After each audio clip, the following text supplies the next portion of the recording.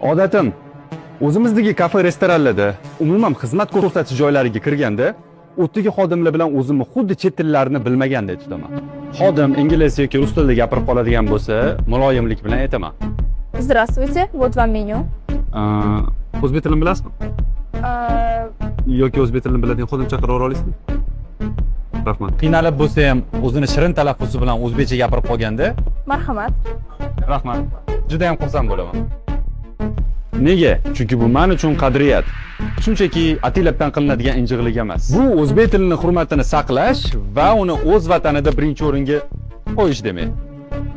Ha, aytgancha, har doim oldimda termos ko'tarib yuraman. Chunki issiqmi, sovuqmi nima ichsam ham shunaqa termosga soldirib olishni boshladim. Bu menga nafaqat kerakli bo'lgan ichimlikni uzoqroq vaqt kerakli haroratda saqlash, balki undan ko'proq lazzat olish va shu bilan birga atrof muhitga hurmatim ifodasi. Shunga sizlardan ham so'rab qolgan bo'lardim, choymi, kofemi, mojitomi nima sotib olishinglardan qat'iy nazar, agar uni o'zingizlar bilan olib ketadigan bo'lsanglar, shunaqa termoslarga quydirib olishinglarni va bu orqali ekologiyamizga katta hissa qo'shishinglar mumkinligini his qilishinglarni. Boshida aytgan gapim, chet tillarni bilishimiz zo'r. Bu bizning kelajagimiz uchun katta qadam demak. Lekin shu bilan birga o'z vatanimizda, davlat tili bo'lgan mamlakatda o'z tilimizni ishlatmasak yoki ishlata olmasak,